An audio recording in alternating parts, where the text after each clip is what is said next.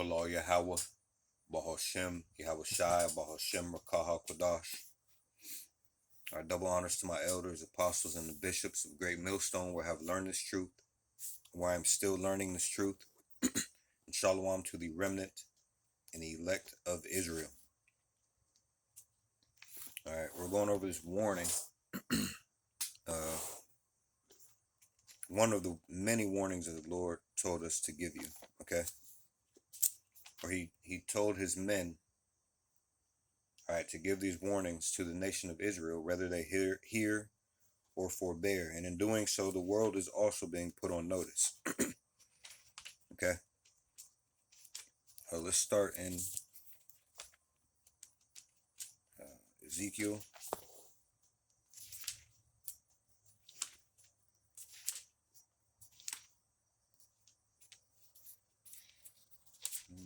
Oh, and I'm reading out of the 1611 King James.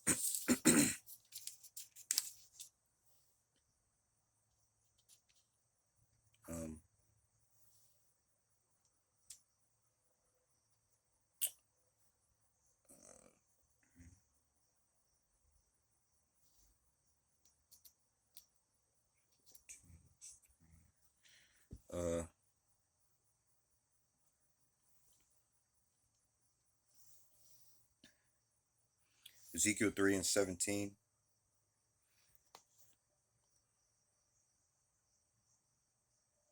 It says, Son of man, I have made thee a watchman unto the house of Israel.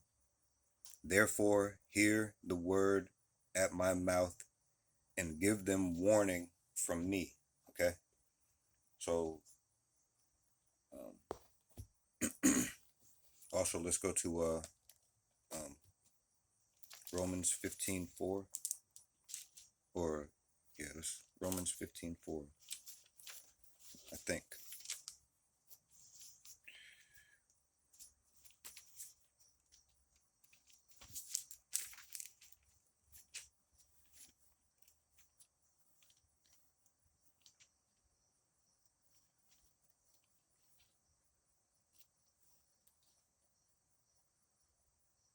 All right.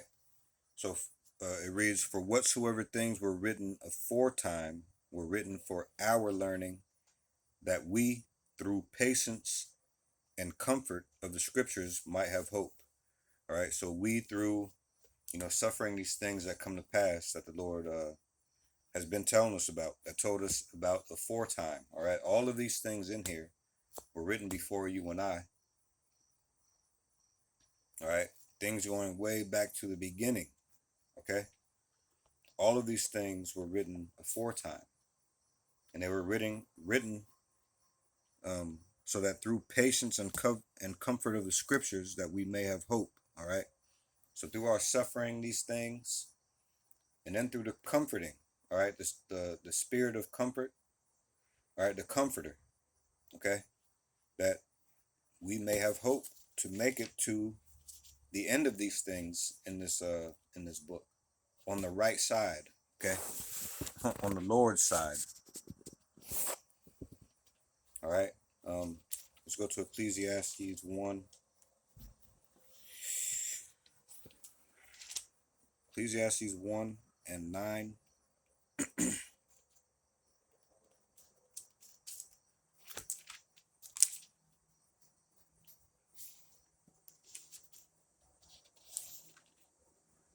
All right, this is Ecclesiastes chapter 1, verse 9. It reads, The thing that hath been, it is that which shall be.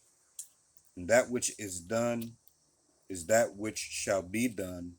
And there is no new thing under the sun. So one, this is telling you about reincarnation. All right. But think about this for a minute. All right. If spirits are reincarnated, so are the things that happen. Okay. So it's important to know about the things of the past that the Lord told us about, because they keep coming back. It's over and over and over again. All right. So now let's go to Revelation 13.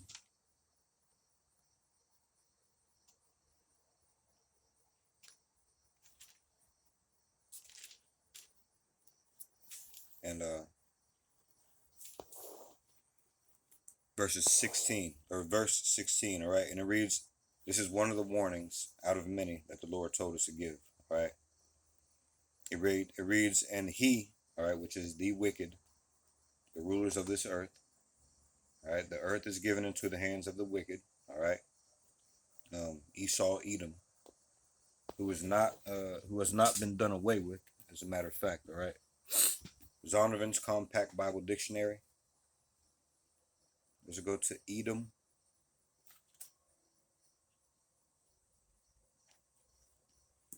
All right, it reads, Edom figures prominently in the prophetic scriptures. All right, as the scene of great future judgments. Okay, let's it gives an example in here. It says, see notably Isaiah 34:5. So let's go to read this. Let's learn a little bit about Esau while we're doing this warning. Okay, well, what did it say? Isaiah 34:5.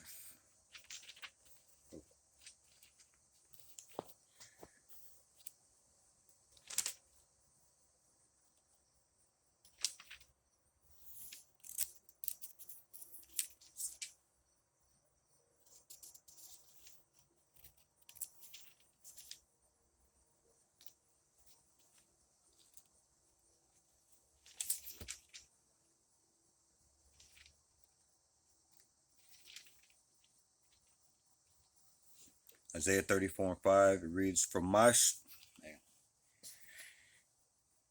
my sword shall be bathed in heaven. Behold, it shall come down upon Idumea and upon the people of my curse to judgment. All right, he tells us that Esau is whom he will have indignation forever. Right? Verse 6 of Isaiah 34. It reads, the sword of the Lord is filled with blood. It is made fat with fatness, and with the blood of lambs and goats, with the fat of the kidneys of rams, for the Lord hath a sacrifice in Bozrah, and a great slaughter in the land of Idumea. So this is another name for America. Okay, Bozrah. Okay, it can be known as Bozrah. Okay, let me see what else did it give in here. It says, see notably Isaiah 34:5 and 6, Isaiah 63 and 1. We're just getting to know who the wicked is, all right? Who is this he that it's saying will cause or be made to take this mark? I already forgot that. 63 and 1? Yeah, 63 and 1. Let's see.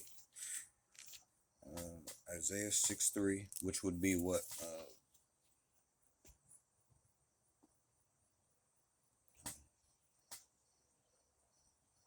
LXIII,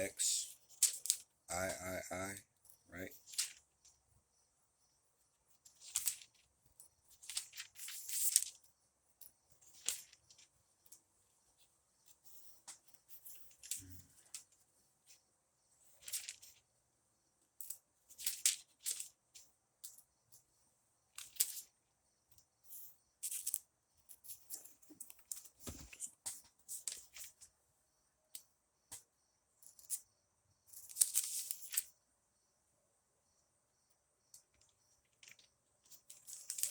All right, hold on.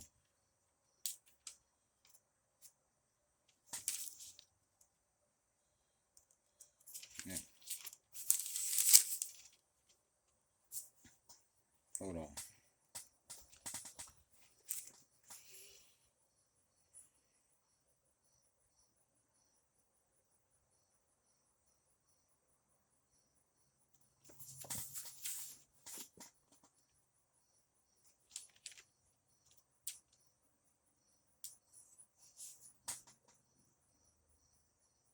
Yeah, what am I doing? All right, hold on. LXII1. All right. So Isaiah 63 and 1. It reads, "Who is this that cometh from Edom with dyed garments from Basra?" All right, that's tying Edom and Basra, okay, together. This is, or this that is glorious in his apparel. They're speaking of the Lord, all right. Traveling in the greatness of his strength, that I spake in righteousness, mighty to save. All right, so he just got done doing damage in Edom. All right, Basra, Idumea, Babylon the Great. All right, this is the end of that definition for Edom in the Zondervan's Compact Bible Dictionary. I'll read from the top where I started at. It says Edom figures prominently in the prophetic scriptures as a scene of great future judgments. See notably Isaiah 34, 5 and 6, Isaiah 63 and 1. All right. She is the only neighbor of the Israelites who was not given any promise of mercy from God. All right. So if you can imagine, okay, I don't know why people get upset with hearing that people being in captivity and bondage and slavery in the kingdom. All right, you've been all right with hearing about it in this place, and it still happens. All right. So all nations are going into captivity in the kingdom, except for Edom. All right, Edom has another end coming. Okay, they're going to be gathered up and destroyed. All right, but these other nations are going into captivity. They're going to have to bow the knee and serve our God. All right. All right, you're not going to hear any more about these idols, different philosophies. Everyone's going to know the truth, and everyone's going to follow suit. All right, and being in that captivity, his mercy compared to what's going to happen to Edom. All right. Now, back in Revelation 13 and 16,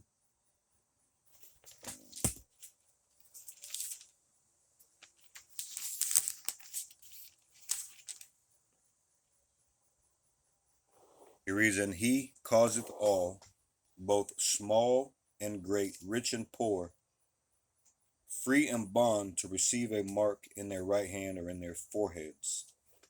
Okay, so last video that we did on this topic, we talked about small and great. Okay, but you can transfer all of that over to rich and poor. All right, speaking of money, which all of this has to do with money, because a lot of people down here, they worship money. They've been put on the put in the system that's ran by money. Who runs the money? Okay, that's what has everyone in their grip. All right, but you can move what we spake of over to the rich and poor. Well, let's do another example of this small and great. Okay, so we went to extremes on the poor and rich. Okay, we went to people that were homeless and people that were, had some type of status, either by faking that they have the status or they actually do have the status. With this small and great, we can think of the middleman. All right, we can think of promotions at jobs.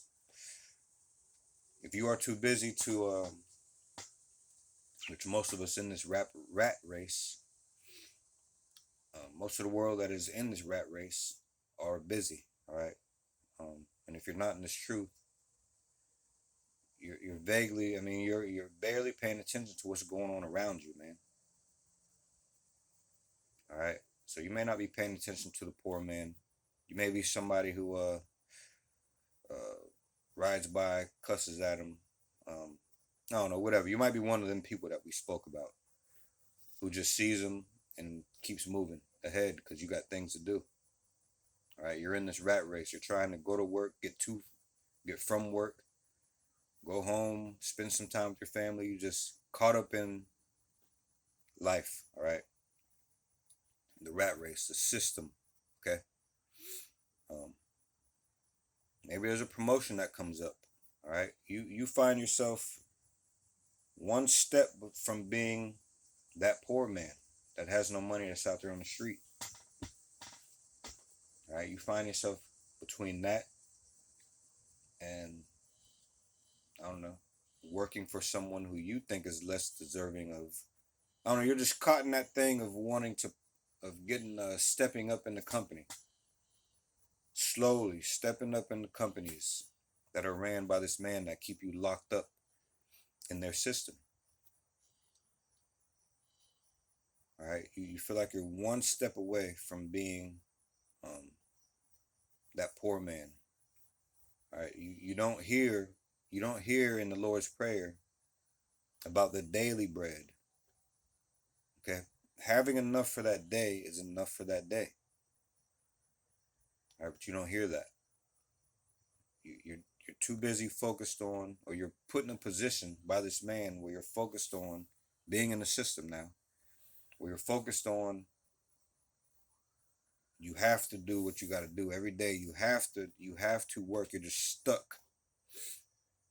Okay, you are stuck. One foot in the homeless, and one foot just in this rat race that keeps you going, struggling.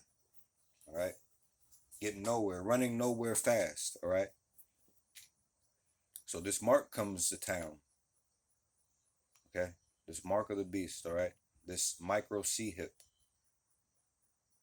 Okay, now they throw this. Uh, they present it to you. All right, you can get promoted in this company. Okay, we're gonna start appreciating people like you who have busted your ass and got nothing for it. Okay, the little man. All right. So all you got to do is take this this micro C hip. All right, it won't get lost because it's in you. It's not like these credit cards where first diseases were being transferred by money, paper money. Now they're being transferred by uh, people touching these credit cards all the time, and you run it through with swipers. Everybody touch the swipers. People getting scammed because of swipers. People getting their wallets taken. Okay, so it's a secure thing. All right, and everything is going the way of the digital anyway. All right, this is just a conversation. I gotta specify this. All right, this is just a conversation. I'm saying is what could happen. The thought process and the conversation that could happen with the small. Okay, actually between the small and the great. This man. All right, Esau. But or someone taken by his system because he could use any nation to push this thing. He could print out. You know how they have telemarketers and they have a script to go over when you're on the phone with them. All right, it'd be easy to come up with a script, send it down to the or the heads of your satellite spots. All right, and have them give the word. All right, but you print out exactly what you want said to them. That's why everyone's getting the same spiel. Okay, this is just a mock thought process and conversation. All right, that's all this is. Anyway, um, so we know that you've been working your ass off, and a lot of things happen in this company where you didn't get the memo, so you didn't get a little penny on the dollar that you deserved for a raise. Okay, and we give you 5 cents a year, and 5 cents a year raise, and uh, we know that that's good, but we're gonna do better. Okay, that's a good enough raise because everyone else is doing 4 pennies a year. We give you 5 pennies a year on a raise. Okay, so we know that we're top notch and we're treating you as good as we can already, but just for more of an incentive, okay, why don't you take this thing, get a promotion, okay, and we have some money loaded up on that thing for you, okay? There may be $5 million on that thing. You take it now, all right? All right, how many people are going to say no to that are stuck in this rat race, that want to get ahead, that don't pay attention to the Lord's Prayer where it says daily bread? All right, all they're doing is looking at what they can do, right or wrong, to survive. All right, for their family's well-being. How many people are going to say no to this in that position? And then if you are already high in this company, all right, if they come to you and tell you, well, you know, we have so and so moving up. You know, we just presented this thing to him, and he said he was going to take it. So he's going to be up above you, unless, okay, we have one for you also. All right, you'll still be so many levels above him if you take this thing. All right, and it goes inside of you. You don't have to worry about getting this stole. Contracting is same thing they told the small guy. All right, they're gonna tell the great guy in this company, the one that's higher up than him. Same spiel, man. Everyone's gonna move up. So is anyone moving up? It's going to be the same, except for now Esau has had you take a pledge to him over the Lord.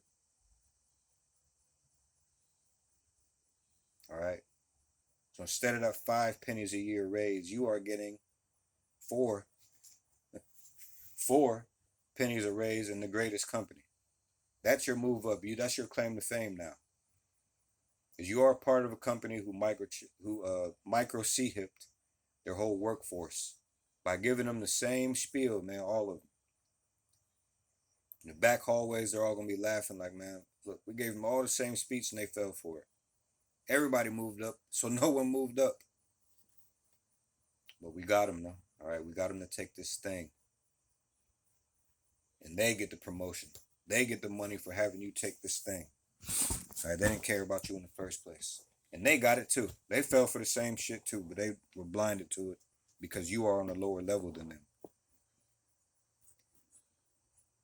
So that is just an example of a thought process and a conversation between a small and a great inside the rat race. Okay.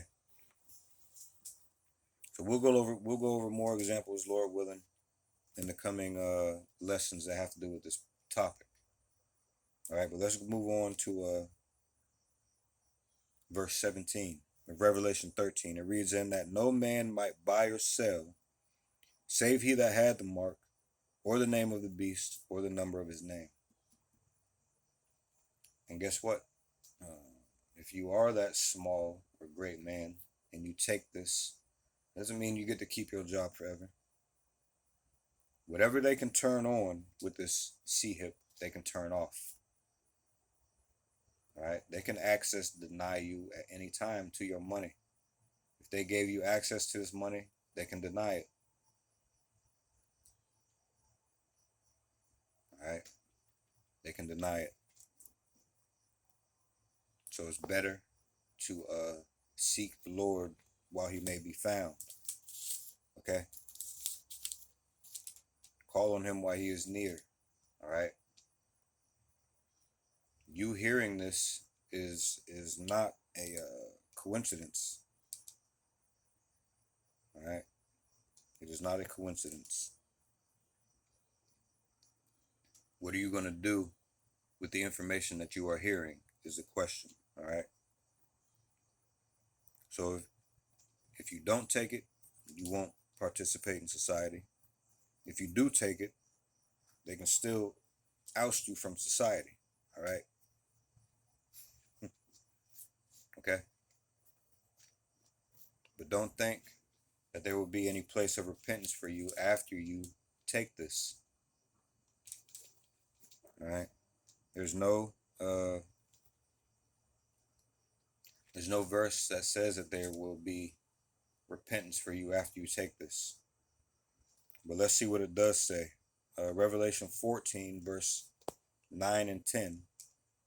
It reads, "And the third angel followed them, saying with a loud voice, If any man worship the beast and his image, and receive his mark in his forehead or in his hand, the same shall drink of the wine of the wrath of God, which is poured out without mixture into the cup of his indignation. And he shall be tormented with fire and brimstone in the presence of the holy angels and in the presence of the Lamb."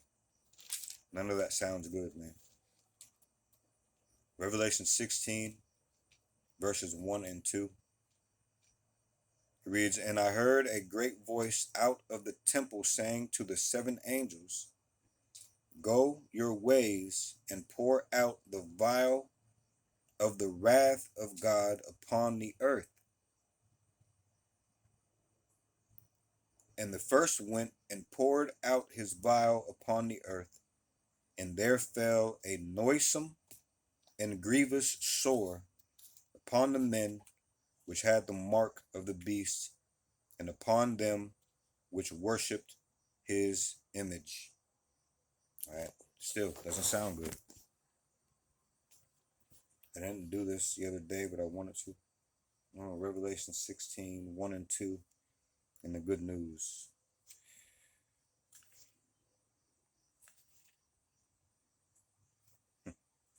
The heading above Revelation 16 and the good news reads, "The bowls of God's anger." The bowls of God's anger. BOWLS, all right? It reads, "Then I heard a loud voice speaking from the temple of the seven angels. Go and pour out the seven bowls of God's anger on the earth." That doesn't sound pleasant at all, man. I haven't heard one pleasant thing, okay? The first angel went and poured out his bowl on the earth. Terrible and painful sores appeared on those who had the mark of the beast and on those who had worshipped its image. All right. Let's do Revelation 14, 9 and 10 in the Good News translation. "A third angel followed the first two, saying in a loud voice, Those who worship the beast and its image and receive the mark on their forehead or on their hand will themselves drink God's wine, the wine of his fury, which he has poured at full strength into the cup of his anger. All who do this will be tormented in fire and sulfur before the holy angels and the Lamb." Yeah, even the Good News translation there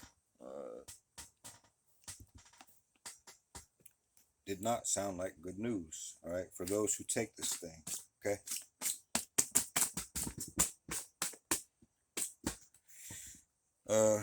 This is the New World Translation of the Holy Scriptures. Okay, let's go to Revelation again.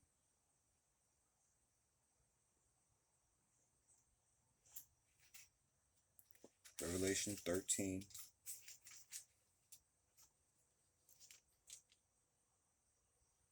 Verse 16 and 17.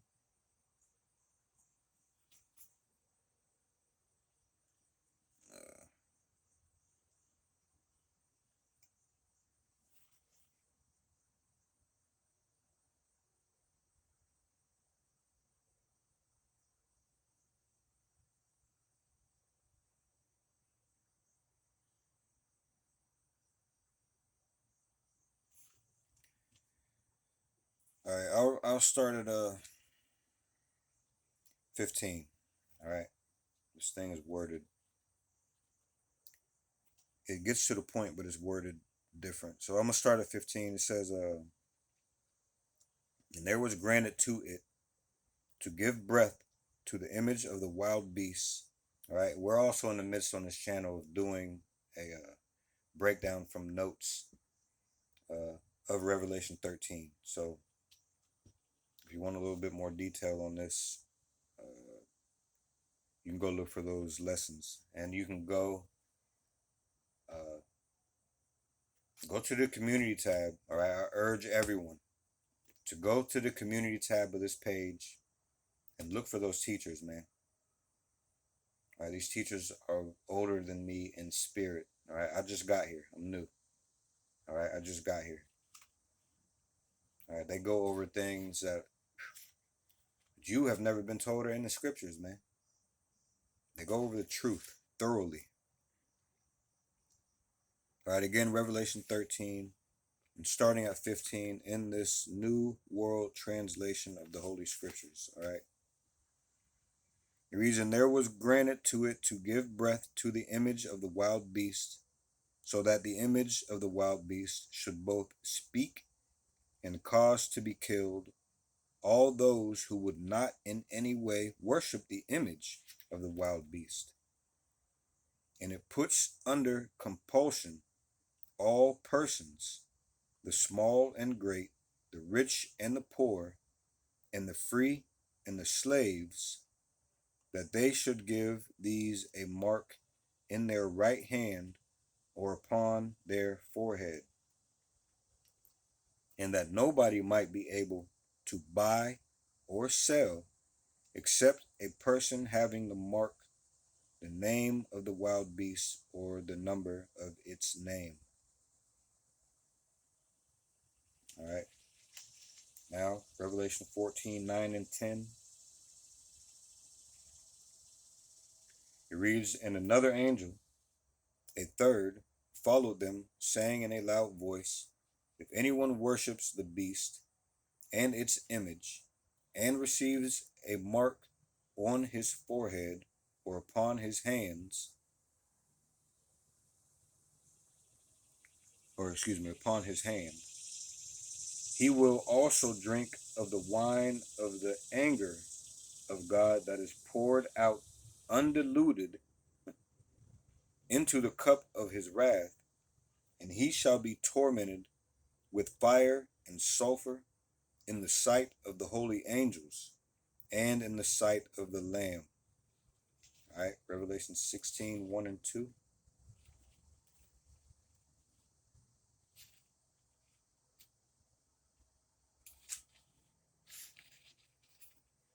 It reads, "And I heard a loud voice out of the sanctuary saying to the seven angels, Go and pour out the seven bowls of the anger of God into the earth.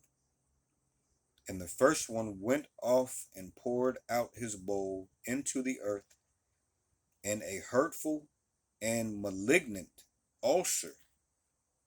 You can look up all these descriptions, all right? "And a hurtful and malignant ulcer came to be upon the men that had the mark of the wild beast and that were worshiping its image." Okay.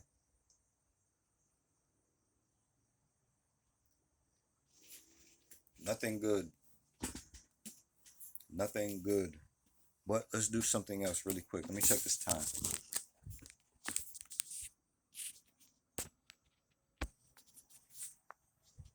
All right.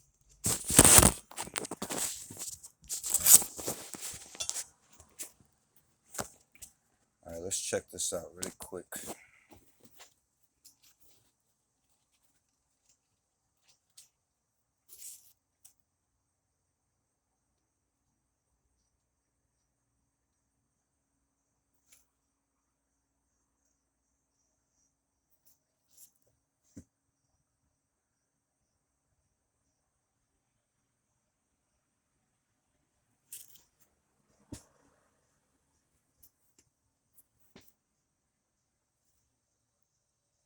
Okay.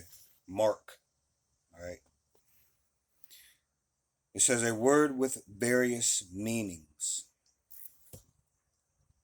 Okay, a special sign or brand. You know what? I think I'm gonna need my other technology to go through this like how I want to go through it. So I may have to wait on this.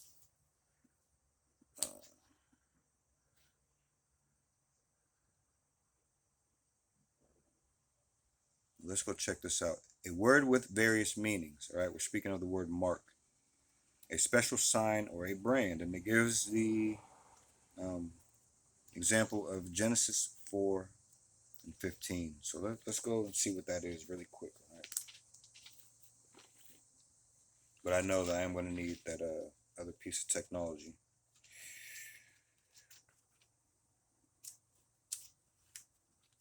The other phone. That's what I keep calling technology. The other phone. All right, Genesis 4:15.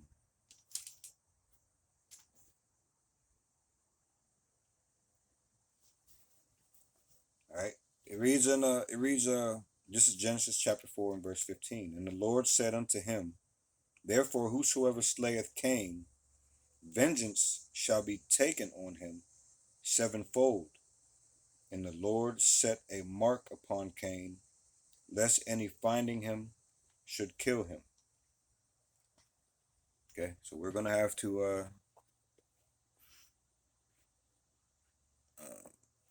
I want to go into that word more so, but I want to do it with this the other phone. All right, so we can go into these words and show you that Mark has multiple meanings, like it said.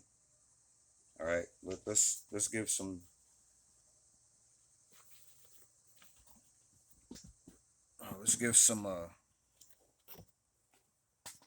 different meanings or different things it could stand for. All right, Mark, a word with various meanings, a special sign or brand, a sign of ownership, a signature, a target, a form of tattooing banned by the Lord, a goal to be attained, a particular brand denoting the nature or rank of men. Okay.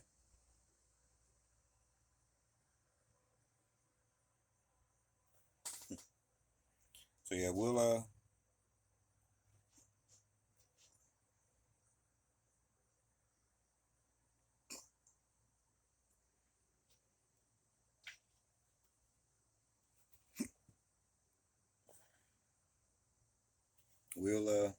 we'll go over that more when we get to this topic. Next time we do a video on this topic. All right. Just looking at, oh man.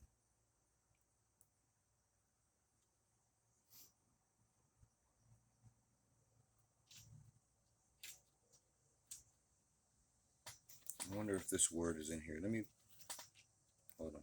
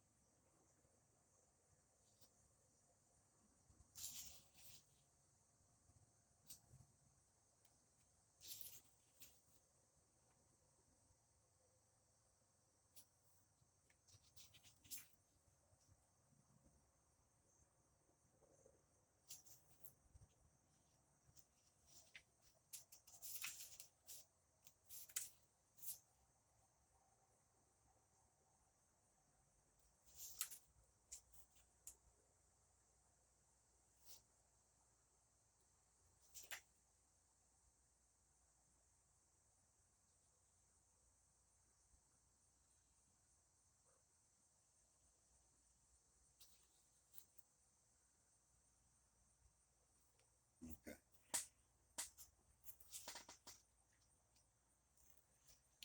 I forgot. Oh, okay. Hold on.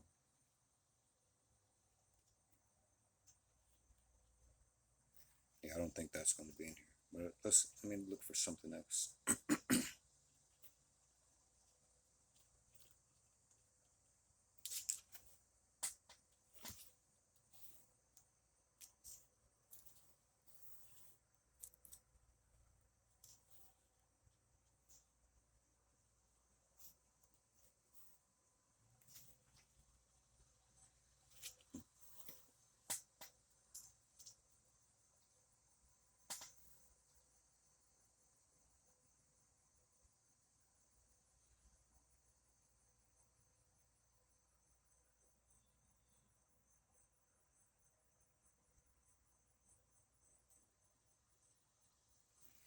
Okay, yeah, that's gonna be it. So do not take the charagma. All right, do not take this mark. All right, the thing is, you can sit there and people, all right, will say that they're not going to take it, but it's not up to you. It's up to the Lord who takes this thing. All right, it is a culmination of you already worshiping the beast. All right, if you in the system and you want to stay in the system, all right, you are going to take this thing. That's just putting a stamp on it. Also, that's the Lord making you take it.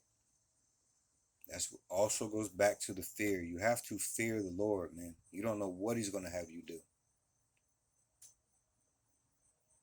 Okay, so call halal Yahweh, Baal Shem Yahweh Shai, Baal Shem Rakaha Kodash. Double honors to my elders, apostles, and bishops of Great Millstone, where I have learned this truth, where I am still learning this truth, and also shalom to the remnant and the elect of Israel. All right, Lord willing, we'll see you in the next video. Shalom.